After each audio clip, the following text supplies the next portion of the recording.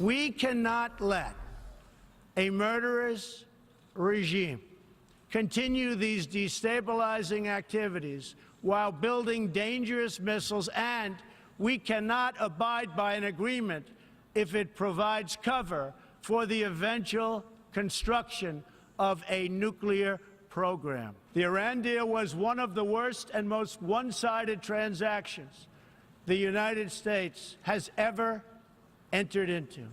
Frankly, that deal is an embarrassment to the United States, and I don't think you've heard the last of it. Believe me. That was President Trump at the UN today, calling Iran a murderous, corrupt, and bankrupt regime, criticizing Iran for supporting terrorists who kill innocent people, including Muslims. The president also said that President Obama's Iran nuclear deal is a, quote, embarrassment. All of that as Iranian officials sat up front, stone-faced, listening. So is the president signaling the end of Obama's Iran deal? Joining me now, American Islamic Forum for Democracy President Dr. Zuhdi Jasser. Good to see you, Doctor. Thank you, Liz. It's great to be with you. Now we have reaction from Iran. Its President Hassan Rouhani said if President Trump backs out of Obama's nuclear deal, quote, no one will trust America again. What are your thoughts?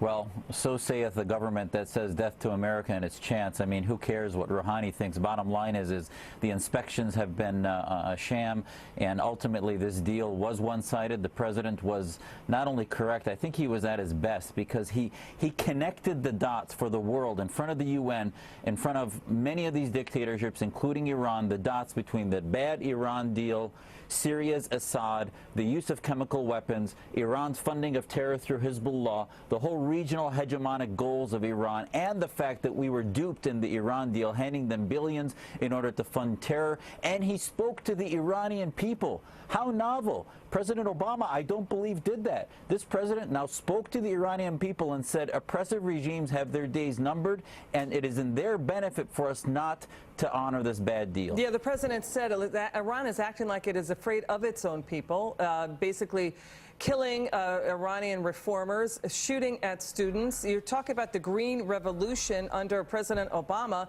What would have happened with the Green Revolution when students stood up to the dictators, the mullahs in Iran? What would have happened if President Trump was in office then?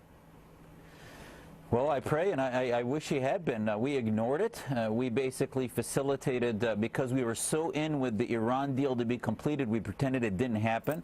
This president now clearly shows that if he had been the president, that we would have spoken to them, that the best anti-nuclear plan for Iran is the Green Revolution. We would have recognized that there is no solution other than containment and sanctions against this regime that is supremacist, the Sharia state that fuels terror in the region and globally. We would have realized, as the president so well laid out today in his speech, that the only solution is regime change through what the indigenous Iranian people want. So there's nobody who can listen to his speech to say it was anti-Iranian, anti-Muslim. It was pro-freedom, pro-liberty, and against an Iranian nuclear hegemony from the Khomeinis. Iran also reacted, saying it's threatening to ratchet up again its nuclear program. Doctor, I'd like you to link that threat with what the president said today. He called out Iran today for supporting terrorism. Let's listen.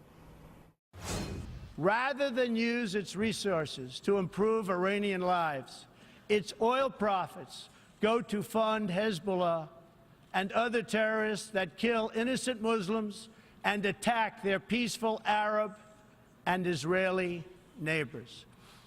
This wealth, which rightly belongs to Iran's people, also goes to shore up Bashar al-Assad's dictatorship, fuel Yemen's civil war, and undermine peace throughout the entire Middle East. A nuclear-armed Iran, in light of all that, what is the fallout here? Well, the fallout would be a regime that would then have its insurance policy against any efforts that we would have to try to stabilize the region through helping democracy movements. And anyone who knows anything about dictatorships, as my family does, escaping Syria decades ago, they will tell you that anytime money flows into those governments, into those countries, to any so-called business, it ends up in the hands of the regime, is not used for free markets, is not used for health, wealth, and welfare. It is used for the government to advance their own military regime, to kill dissidents, to imprison and torture others. That's what the money, just as President Trump laid out today, is used for. Sanctions regimes is the only moral thing to do, and this sort of last, you know, the Obama administration's videos to the Iranian people saying, oh, this money will come in and help you, it is nonsense, and I think President Trump today put that pipe dream to sleep. Dr. Zuhdi Jasser, we love having you on the show. Thank you so much for your perspective today. We really appreciate it. Thank you, Liz. Appreciate it.